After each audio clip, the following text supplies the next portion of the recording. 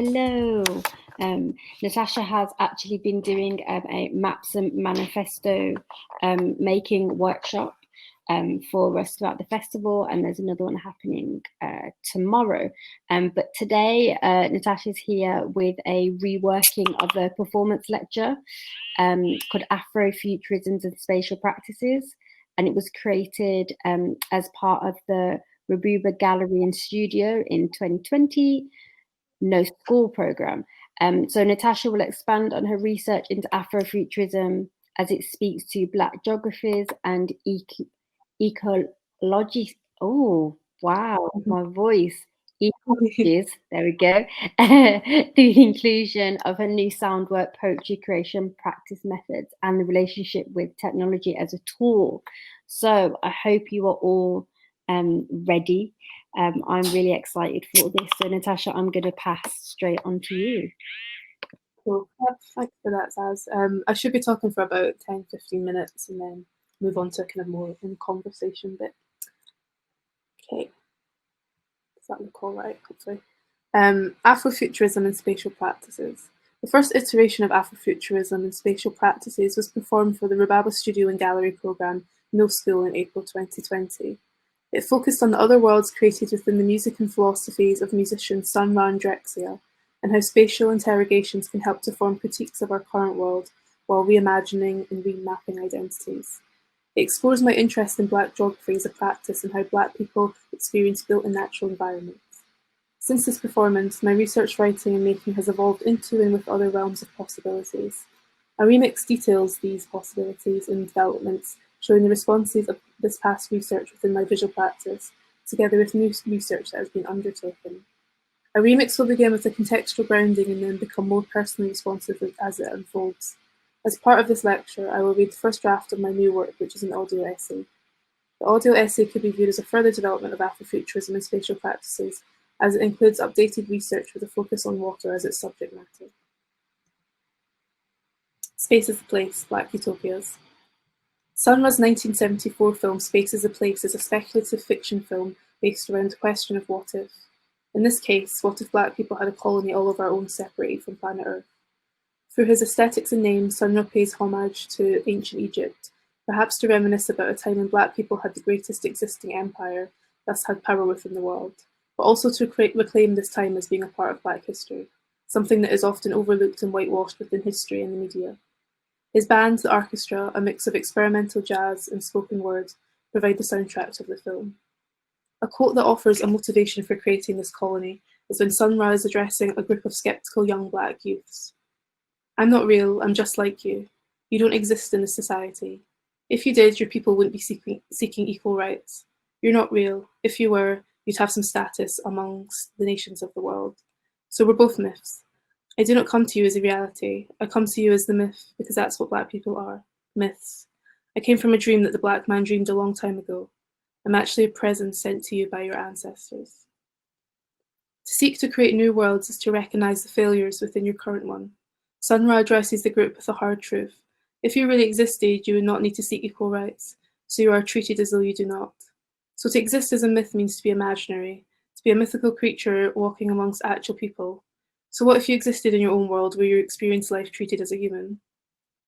I'm interested in creating and thinking from this idea of being a myth and what possibilities it provides.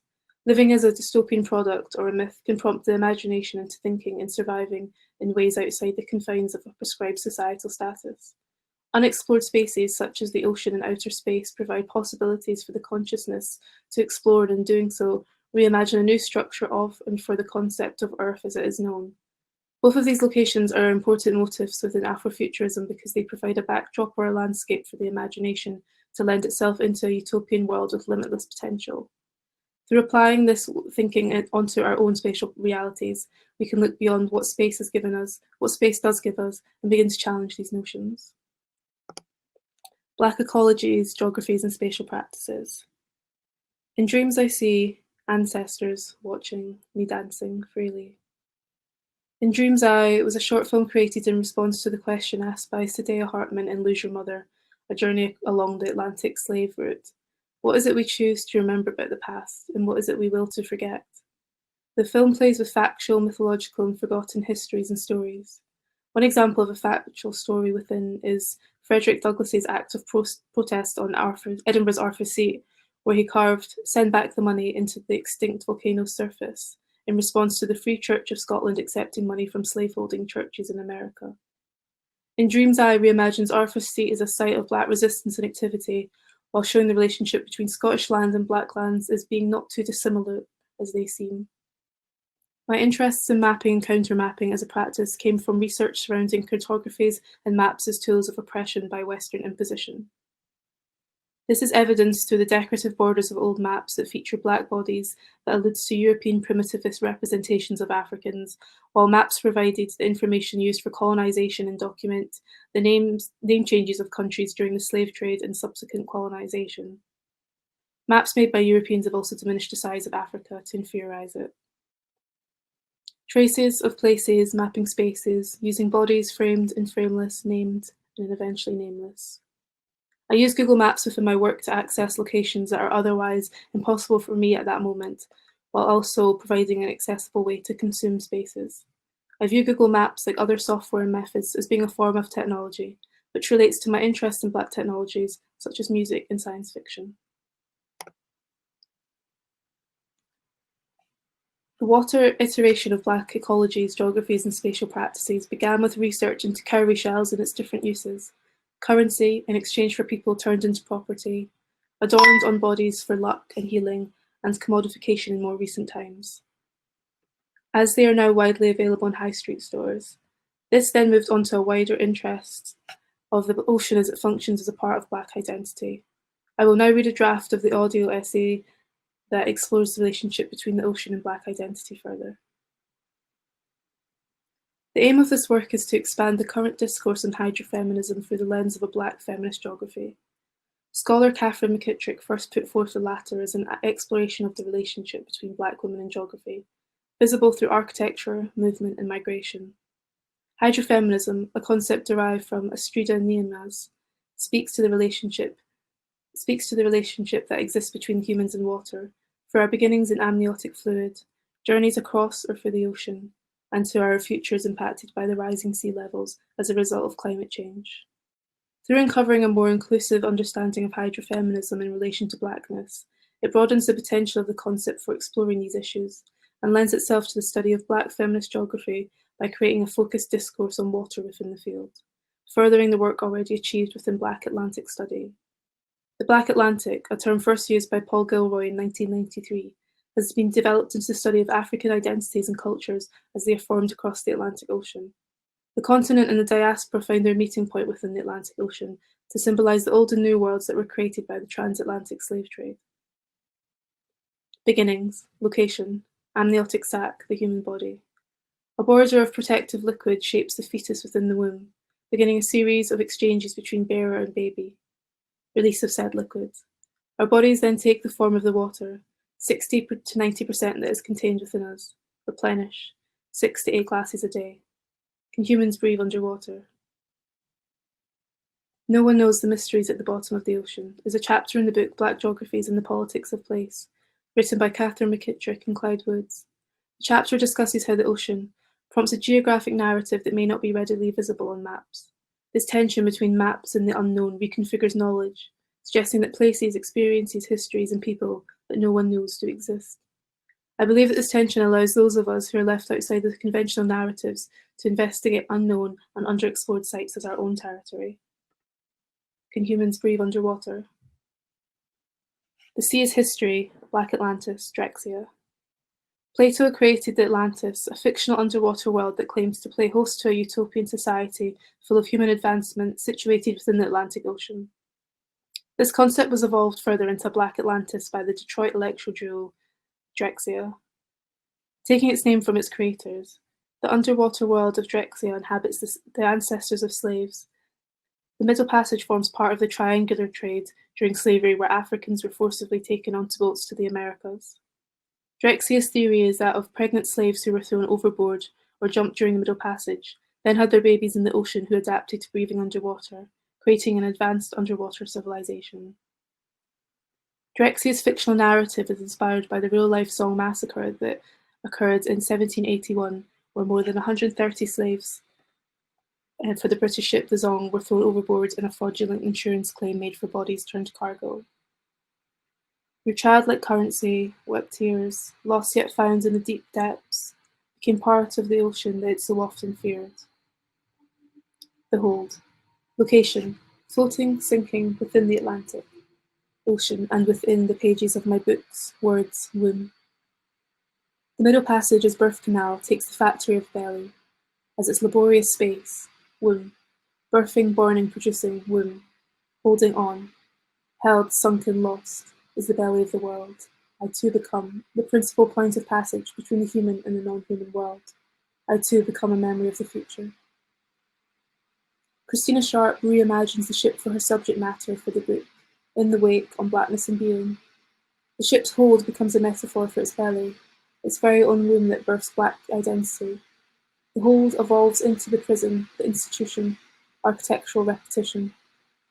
Bodies of water, floating, swimming, surviving, sinking. When was breathing forever an option that we could afford? In Omazeki Natasha Tinsley's Queering the Black Atlantic text, water is used as a metaphor for the fluidity of blackness and queerness as they intertwine themselves together.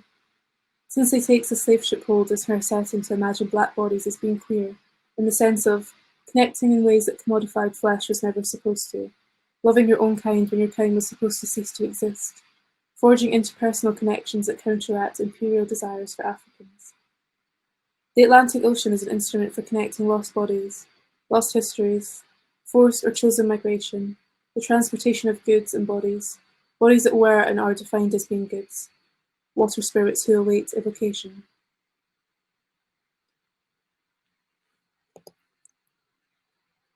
He sells seashells.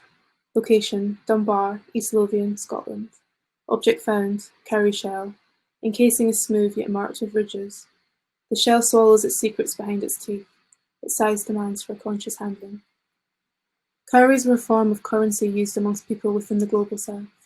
During the slave trade, Europeans took advantage of their high value as held by Africans and began trading cowries in exchange for slaves. A third to a quarter of the 6 million plus Africans taken to America were sold in exchange for shells. The shell is recast into a symbol for human life as it becomes a form of commerce. 1 pound of cowries in exchange for every 13 pounds of human flesh. This repurposing of the cowrie shell, as with its resemblance to a vagina, mirrors the transactional and anatomical value of black bodies as created by Europeans. The affinity between both the cowrie and the black body makes for a reading of hydrofeminism that situates the black existence as being very much a part of the sea, moving within the depths of the ocean and reappearing on dry surfaces as a reminder of its history. And how might these shells have found themselves on the beaches of Scottish coasts?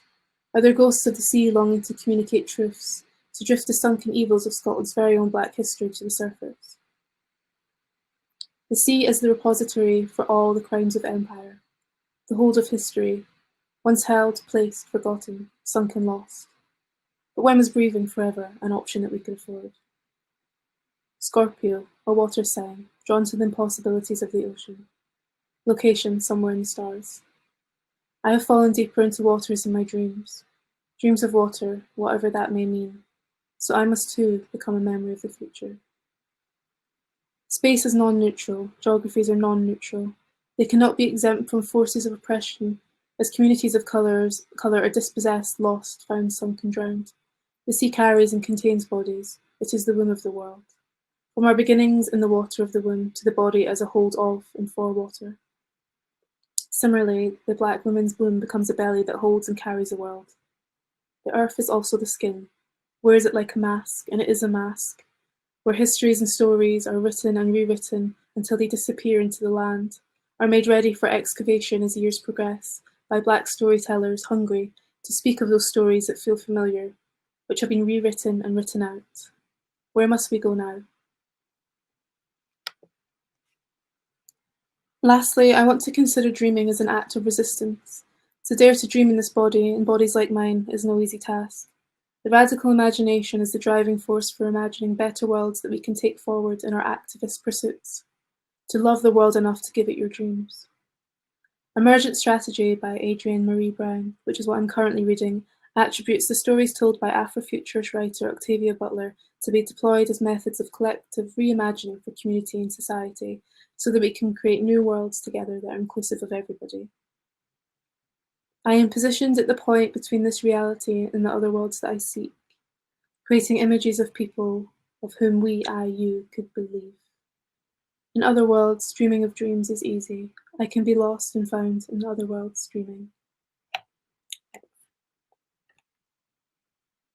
that stop. That was amazing. Oh, thank you. Thank you. So powerful. Thank you for sharing that with us. I feel like today I've been in like these really like amazing sessions that have been like kind of like Black only spaces and things like that, and then to come kind of from that after a little break. Yeah, this has just been so beautiful. The way, yeah, wow, okay. I'm almost really taken back. We've got some really nice comments as well. So powerful.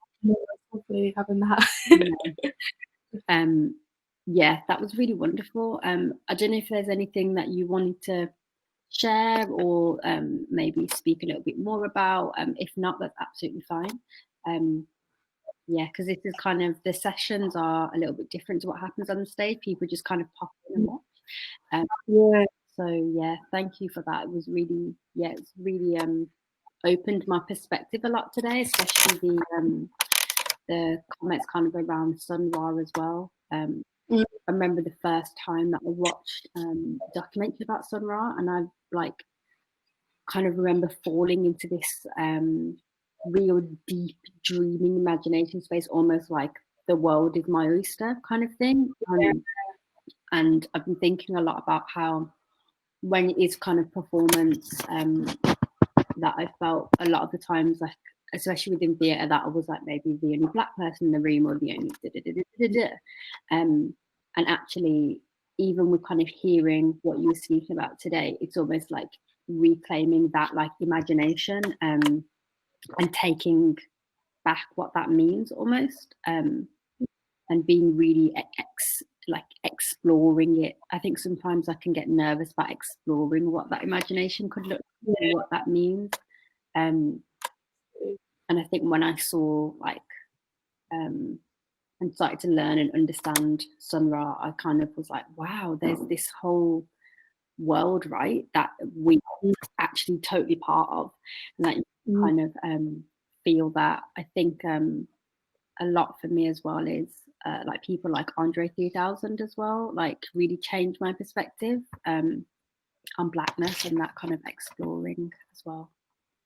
Yeah, definitely. I think the imagination is definitely like the Black radical imagination. It's such an important tool, and I think that's something that I kind of float within the imagination, and yeah, being kind of drawn to it, but I was always kind of too scared to explore it in a way that it doesn't have to be real, you know what I mean? And I think like listening to Sun Ra and watching Sun Ra and kind of reading texts about Sun Ra and what he does, yeah, it made it possible for me to imagine other worlds and live kind of in those worlds within my head and outside as well. Yeah, of course. And you know, I think what I've kind of noticed and realized, like maybe within myself and kind of through the work that you've been exploring, even with the maps and manifestos as well, is that a lot of the things that I imagine or like want to go and create, because my background is performance arts, or the things that I'm like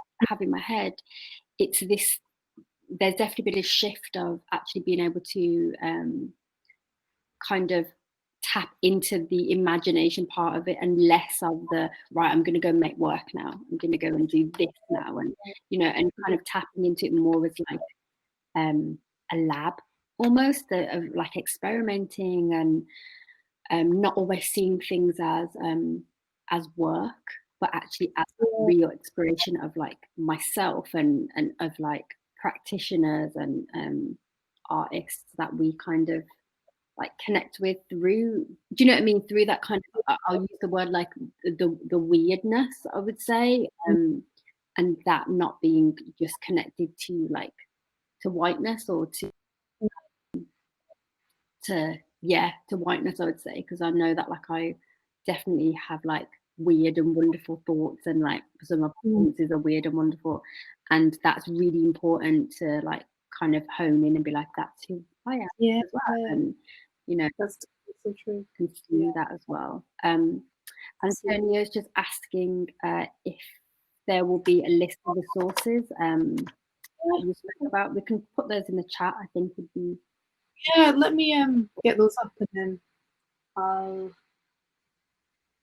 actually I could just link to the text, and then they have them in it. Yeah, that'd be fine. But useful. Yeah, really, your work has really kind of given me quite a thinking point as well, and I think that's really like wonderful to be kind of inspired by someone else's imagination. Well, totally, yeah. I just love, I'm just so in love right now with finding kind of artsy, weird Black people that make weirdos. Exactly, and I'm just like, and it feels so like right as well. In this place, and to be experiencing that. One of my friends that we speak about this quite a lot. We always say that we met really late in life, and if we'd met each other when we were in school, like it would have been totally like maybe different or whatever, or feeling like you've got someone who's like similar to you. And actually, like she wrote something today speaking about the fact that she finds it really difficult when people use the term like alternative Black girl towards her. She's like, I'm Black, like I'm just, you know, it's not necessarily this like alternative thing. It's Black people not be weird, right? Like, we have to be cool all the time. Exactly, and it's like, and we were kind of just, and when she wrote that this morning, I was like, yeah, it's just so true that, and also those tags that we take on for ourselves, right? Like, oh, yeah, I am this like thing, but it's actually I can only explore it through this way or whatever. And the word alternative, yeah, that helps me define myself. But then actually, as you kind of get older and you like evolve and learn more about yourself, you kind of like, whoa, what? Why do I need to be alternative? Like I'm Black, I'm weird, I'm whatever, and that's just who I am, right? And that's normal. It's not alternative. Totally, and I think it's like seeing examples of that. Like I think of like Solange, that really did a lot for me when I first started listening to her and kind of engaging with her music and kind of her way of being like that arty, and also like people like Thundercat who are just very arty and creative. Yeah. I really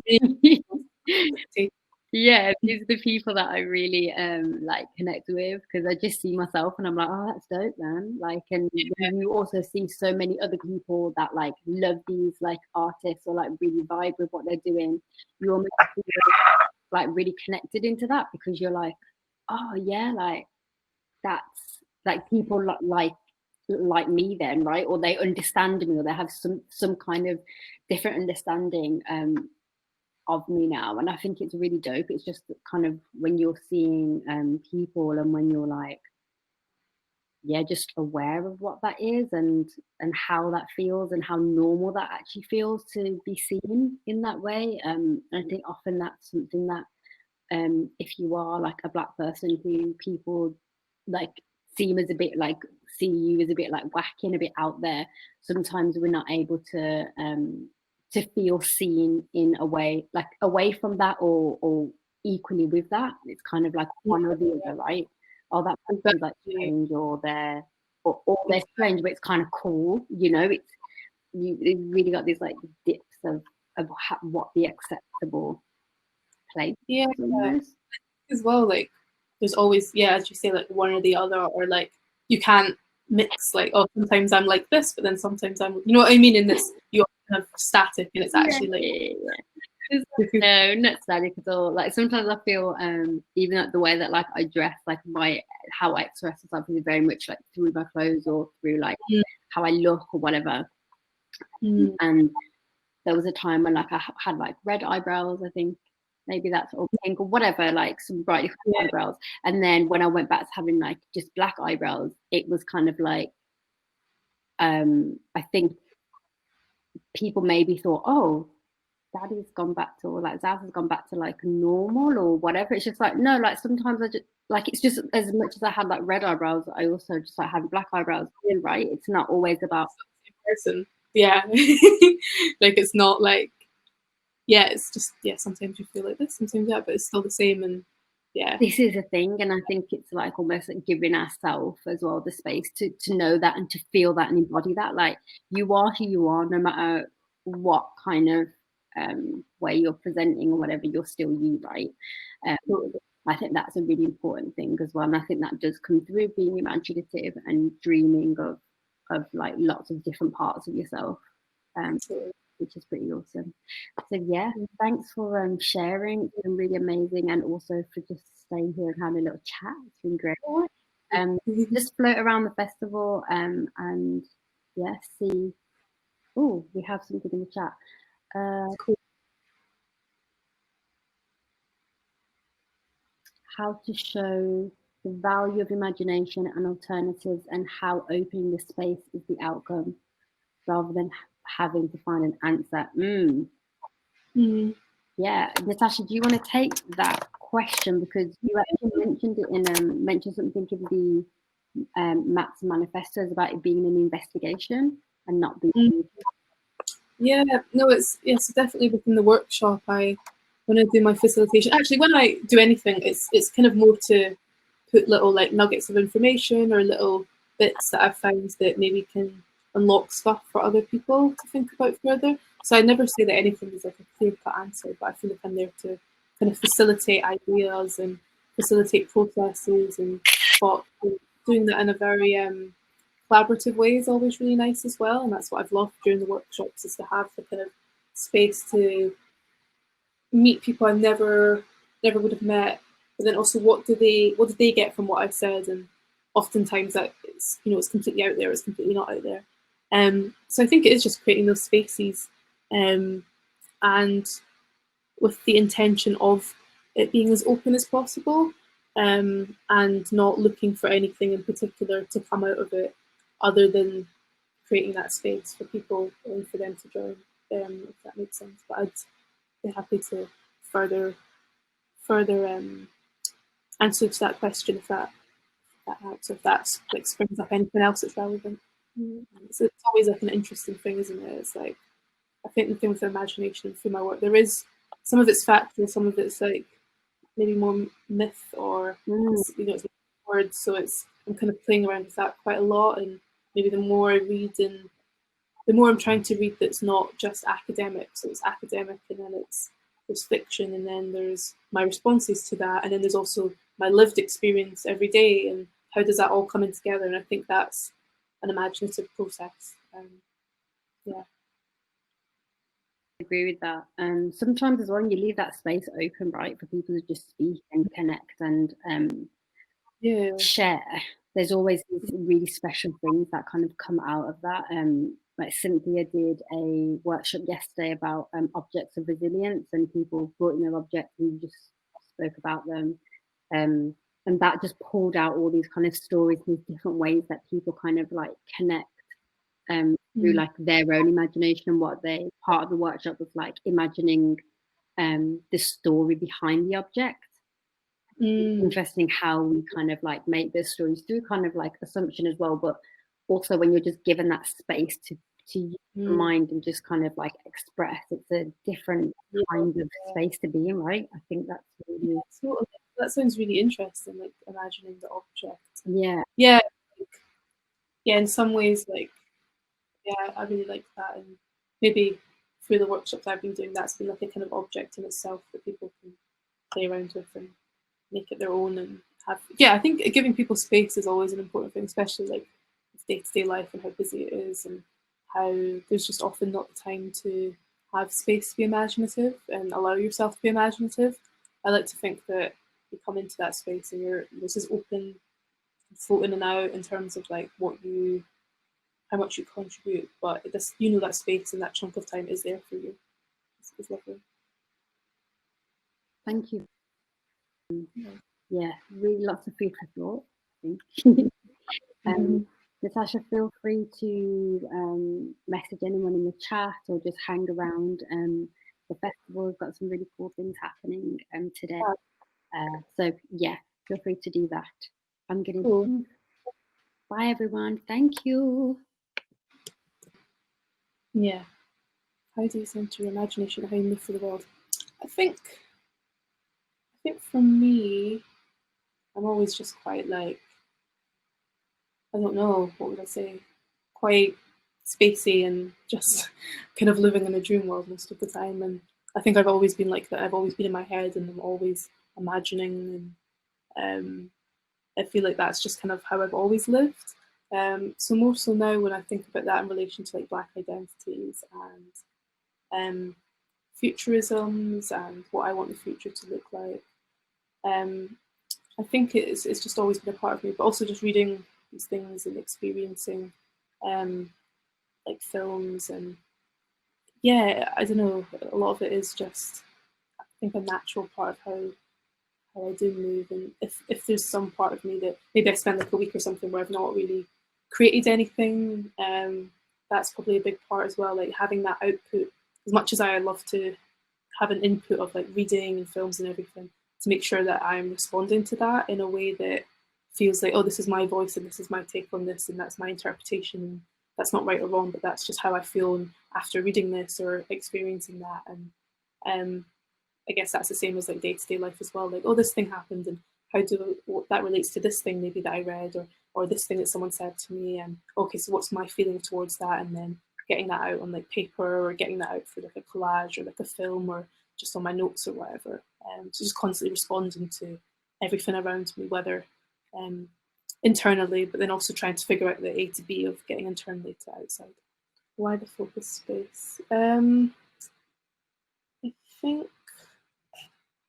think for me, is this in terms of what I said about the workshop? I think because on space, I'll focus on space. Oh, okay. Yeah, because so basically I started researching maybe more into geographies and such. I've just always been attracted to like land and landscapes and natural environment, and being brought up in Scotland, there's lots of beautiful landscapes, and that's always just been a part of my life growing up. And then thinking about like, oh, when I was younger, living in small places that maybe had like 10 people, and you know the dynamics of being in a family that was Black and living in with 10 people in like a little village, and then just reflecting on that, and then my whole I just love being outside and nature. And yeah, I guess it kind of falls back to when I was younger, and places like Arthur Seat being where I went every day, or the beach being where I went every day. And as I've grown up, that's something I've missed and just been reflecting on it. But then looking into and reading people like Catherine McKittrick and how do Black women relate to these geographies, and seeing myself in the landscapes. And you know, there's something just so beautiful about seeing Black people in green spaces, and then reading things like, oh yeah, there's walking groups, Black walking groups in England. And then I started my own walking group that's not started obviously because of quarantine and such, but and then from that maybe doing the more practical side of it, oh, I just want to be outside in these spaces and walk and go to the beach. And then from that, like theorizing a lot more of like, okay, so what is Black people's relationship to the land, and things like environmentalism, and how that's been completely whitewashed, like being an environmental activist and caring about the environment, and also things like environmental racism, which disproportionately affects Black and brown communities. And yeah, reading all kind of that sort of thing, and yeah, just wanting to picture myself and reimagine these spaces and what was such a big thing for Black identity. And that was a main kind of thing I'm probably going to explore for quite a while, is water and water gods. And yeah, like I think it's just I think it's just limitless. And yeah, as you probably tell, I have a lot to say about the different things I feel and my relationship to it. So I believe that yeah, I think because it's just so many possibilities that you can work with like land, or you can work with the ocean, or you can work with like outer space, and maybe anything in between as well. But also looking at architecture, things like what happens at Grenfell, how is architecture racist? It's all kind of filters in. Yeah, I think hydrofeminism is super interesting, and that's when I read it first, I was like, oh, this fits in perfectly, but it is missing that thing of like, where's my experience within this? And that's kind of why I wanted to expand the discourse a bit, because that's kind of what I was already doing already, and combining together the research already, or the thoughts already within hydrofeminism with my own experiences and my own research into Black Atlantic. Yeah, I think it's definitely an interesting topic that that I want to explore more. There's also a few texts on like hydrocriticism and looking at the ocean and water as like a tool of colonialism, and yeah, that all just fits in. But there's just, yeah, it's really beautiful to read about, and just the ocean and the water is something I'm really just attracted to and always have been, and maybe it's because I'm a water sign, but yeah.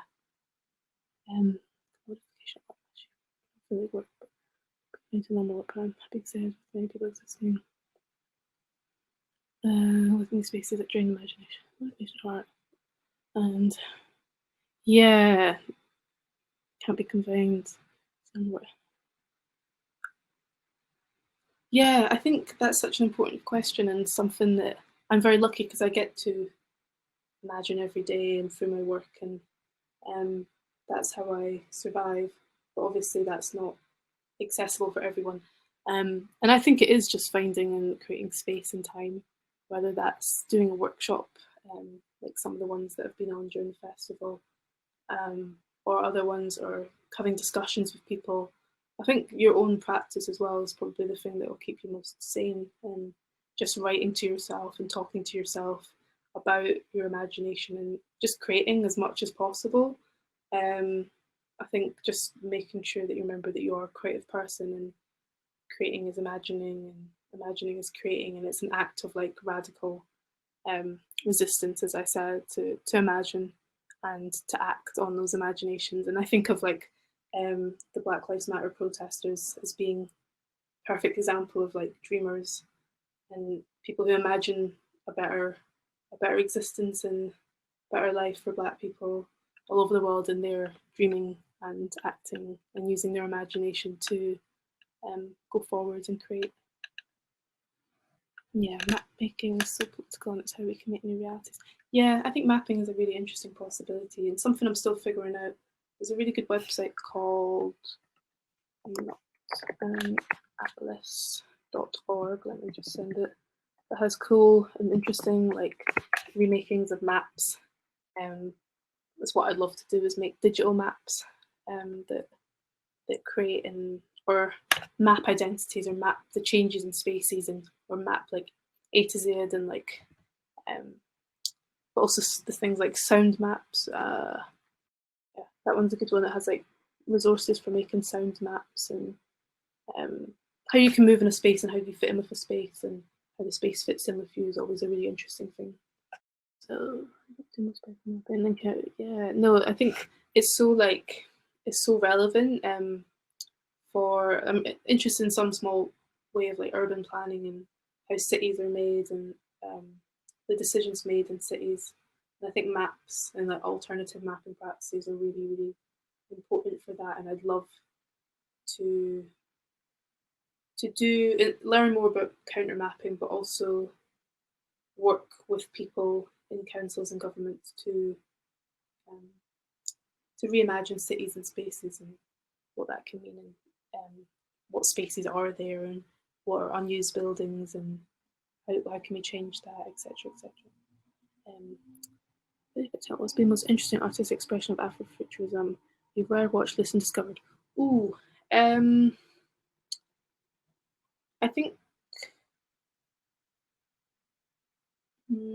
think always classic is Last Angel of History, which like is by John Comfort and the Black Audio Film Collective. They made that film 80s, 90s, detailing like the history.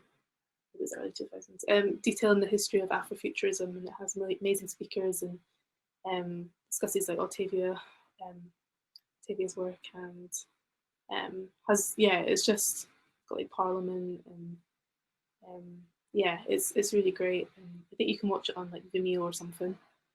But yeah, that's always been the one for me. It's a classic. There's also Black to Techno by Jen and Kuru, which details.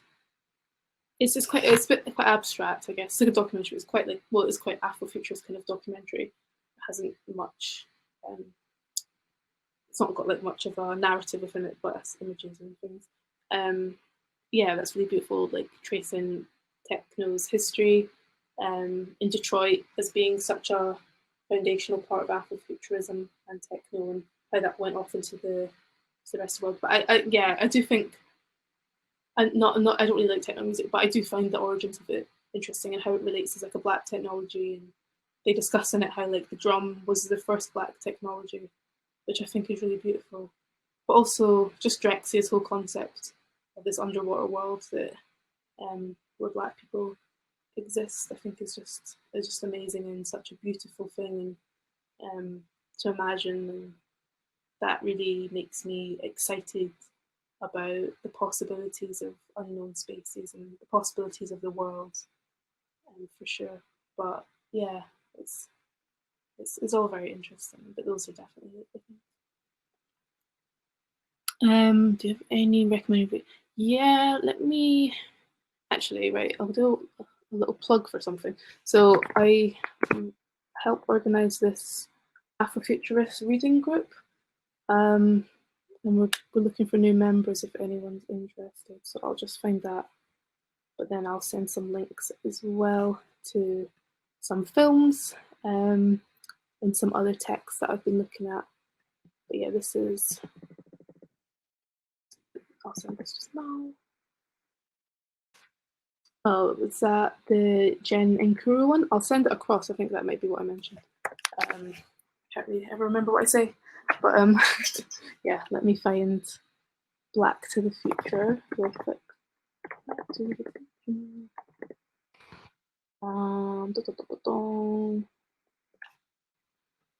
go to my YouTube history.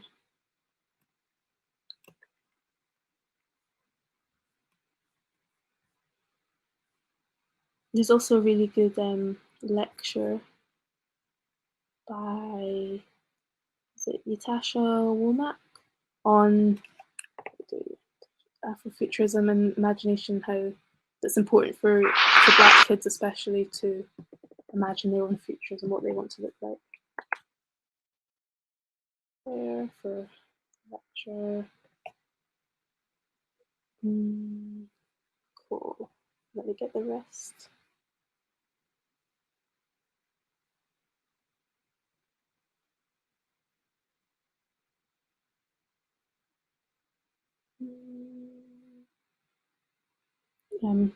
Kozwo Ishon, he's great. He's done a lot of theorizing on Afrofuturism as well. He's brilliant. I'll just link him in a sec. I'm gonna get them up. Also, Sunra has lots of lectures on YouTube. I've not watched all of them, but yeah, he's brilliant and just such an amazing person and did a lot. Cool. Theory at Goldsmith University in London.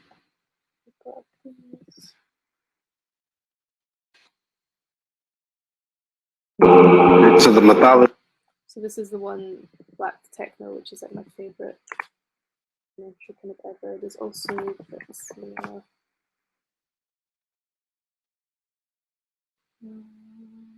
this is a resident advisor film about Drexia, about the underwater world, and it's really beautifully done. Yeah, then just going off the bat of like watching stuff and then kind of typing into like Google Scholar Afrofuturism or like Afrofuturism and like feminism, or like, because it is very male orientated, which is like the only thing. But then there's people like Janelle Monáe who are definitely more of like a resurgence of Afrofuturism. Hi, Zaz. Hi, Natasha. I just wanted to pick up on something that you just posted. The Black Techno doc, which I'm definitely going to watch today, because I really I only got into like techno maybe like a year or so, kind of learning about its roots like in Detroit. It really was like a big moment for me. I was like, well, it was kind of because the person that like was really into techno that kind of got me into it, his knowledge of like techno and history was like so vast anyway. So I kind of went into it already being like, oh, okay, cool, like being almost handed the same kind of things. I just wanted to ask you, is there any like connection with how is there connection with music within your like practice, or what you kind of explore? And what is that connection, and how do you kind of tie that into your practice or in your kind of like planning or your imagination? Yeah, so I think well, no, I know, like, for certain, one thing I've really wanted to do, especially for the last year, and I've kind of like dabbled in it a little bit, is making music and making music for poetry or spoken word, or doing a performance essay or performance lecture, and doing like a live set of doing that. 'Cause I do DJ, and yeah, like how that kind of fits in as well with like Black technology and Black music, and also just DJing as a performance, or playing music or playing set as a active performance, as well as like how club spaces were like once radical and now they're not, and spaces of Black resistance and such. So I'm really interested in that kind of aspect of it. I don't do it, I don't make music, but it is something I want to learn, and it's something I do have the ability and means to do, but it is kind of the last thing on my list. But yeah, making music alongside it, 'cause I think, or even just like, I love like field recording, so like going to like water and like recording that, and like, oh, how can I like distort that and put a bit of like reverb on it, and like, you know, just quite simply done, and then add that in with like some words and stuff. Like, that was what my aim was to do, but it is difficult, and yeah, it's something that I'm super interested in. But in terms of like, yeah, I owe to like music, like, you know, my inspirations and how Afro-Futurism comes up within that, or even just like music videos and how they're Afro-futurist, and mentioned Monet, and more of a kind of contemporary way of doing Afro-futurism. Yeah. I always think back to like videos like not necessarily like on that beach, like that video is like, it kind of like encompasses this like artistic like realm, I guess, and like very much like centers like Blackness in all its different kind of like varieties. I think there's an artist that I really like, she's amazing, called Amara Leon, and she's like one of the first people. She's actually just got a book coming out now. I'll post that in the chat. But she's one of the first kind of artists that I've seen, as in that I know personally, who really uses their voice like as a tool, like not trying to, because she's an amazing singer, but in all like different elements of her work, like she's not always trying to sing, she's actively using her voice as like as a tool, whether that's like it being like this jarring broken like sound, or this like beautiful whimsical like alien like noises, like, you know, strange things that we like, once you experiment and explore, you kind of just like use your voice box in that way.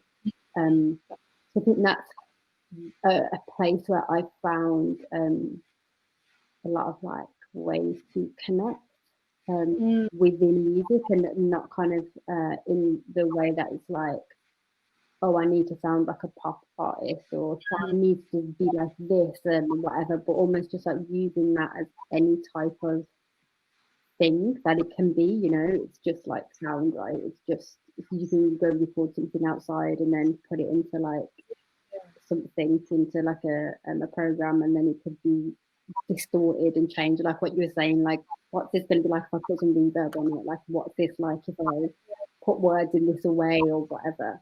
It's really, yeah, it's a really interesting space to be. I just wanted to like jump in and be like, hey, Thank you. No, that's okay.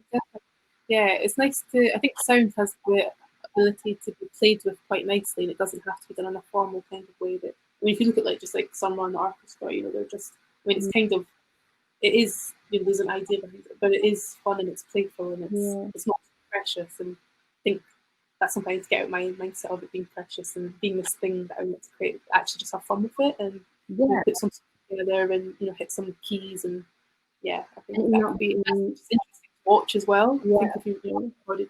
And the guy that you're saying, like it not being like precious or like perfect, I think like for a lot of like Black people creating like art and things like that, there's this like thing where you feel like it has to be perfect. There's almost like no space to just like do something that might be a little bit okay. You know what I mean? There's, you know, we have to really allow ourselves, or make or demand of other spaces that we are allowed to have that room to do that.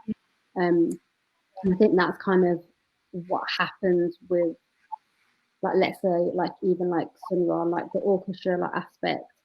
it being like this a journey is a lot about feeling, and it is about, oh, this needs to sound this particular way. It's like, what does this feel like? Yeah, exactly. And I know there's a part in I think it's a documentary about somewhere where one of the like musicians is like making their instrument, and in that process of like making it themselves, it's like connected to them. Yeah, that's so beautiful. I want to be able to make an instrument. Yeah, right. And you go through that process, and it's literally like you've done this with like your own hands, like you are like bringing that element of yourself, and also the connection with nature as well, and with what, and with craft is really important, and something that we kind of like sometimes lose, obviously because of like decolonization and things like that. Like we lose those real like innate parts of who we are, right? Exactly. So really like it's cool. seen as proper to like an instrument, when actually no, that's like a sculpture. That's, you know, how you connect it, you make it exactly the way you want to make it. Exactly. I think that's so beautiful, and yeah, you can put different bits together, and I feel like that's a form of Black technology as well. You know, you take a bit of this and take a bit of that, and then that's your thing. And how do you communicate with that? And I think as well, it's like, you know, these products and stuff that we will buy like in like the shops and things like that, like they have been made, right? Like a lot of things have been made by someone, whether that's like someone in like a factory or part of that kind of process, but it has gone through a process of being made, and it's almost like being able to reclaim that kind of like takes you into your own relationship with it. Yeah. Rather than being like, no, I can only engage in this thing this way, right? Yeah. It opens your mind as well. I think that allows you to have it. But I think someone mentioned, what was it? It was about imagination, how to keep imagination going. I think actually I forgot to mention, just having fun and like not taking it too seriously and doing things that maybe feel silly, or just doing lots of different things, and I think that inspires you and brings out the best in you as well. Yeah, exactly. The point that Antonio has made in the chat, like Black artists that are already doing that, but then it's appropriated without credit by white artists. I think that's like such a it's a really hard space to be in. I think it's a really hard space to be in. There's lots of things like even people's like ancestral connections are like appropriated. Like yoga, for instance, has been so appropriated, so co-opted, and that's actually, it's a difficult place to be, because of when you like make comments about needing that credit, or not needing it for validation, but needing it because it's deserved, right? Like someone has done this thing. You can kind of come against a lot of backlash, because actually the way that like culture is so entwined, people often like forget that there's still that's still someone's like life, that's still something that's running through someone, right? Rather than it's just this thing that is great. Like, no, it's great because it's had all this journey and process through that. Yeah, it's so important to pay homage to the roots and the process and who created it and who it belongs to, and the people who claim it now as their own for their ancestors. I think that's always something that I never want anything to be watered down, and I think always into that history as well is so important. Yeah, and it's a strength thing as well, being like resilient and saying, actually, no, like thing has to be shown and delivered in this way, right? Because that's the way that we pay homage, and that's the way that we have the understanding of respect. I think respecting people's culture, respecting, and not just respecting that because like it's a nice thing to do, but because you actually truly like are respecting that and understand that it's important for people to feel seen and to be known as well. And it's really not even like an ego thing or anything. I just think it's really about being human and like dealing with people in like ways that are like passionate and understanding. Yeah. And that's a big thing. Yeah, for sure, and taking care of each other within that process as well, I think is so important. Caring for a culture, and caring for the things that you love, and yeah, being respectful. Yeah, I totally feel that. Yeah, I was just kind of in the background listening to things. Like, oh, what's going on there on top? Let's see. Yeah, amazing. Thank you for that. Thanks for indulging in my little convo.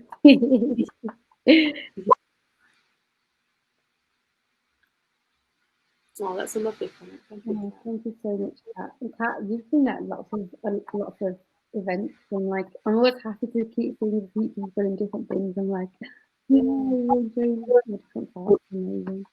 It's really lovely. It's nice having that back and forth between people, even though it is a chat. You know what I mean? It feels. It still feels really more interactive, doesn't it?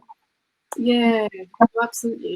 It's interesting because I know as well. Like it is often hard, maybe at like a physical event, to be or just make comments that maybe don't get a response, but it's just to say something off the bat. So it is nice to have that space to be able to do that. Yeah, and also to just engage in the way that feels most comfortable for you, right? Like you said, that sometimes at events you might have like this thought that you want to add, but you literally don't need it. It's not a question. It's not. It's just like a little tag along thing, and you can't do that as much in real life because you just like, okay, conversation's got like where do I place this thing? Exactly. So it's great just being able to interject if something pops in. Yeah, it's really awesome. Right, Natasha, I'm going to dip out. Thank you so much for chatting. And I think, if there's any more questions that happen, feel free to stay, hover around, all of that stuff. So, bye.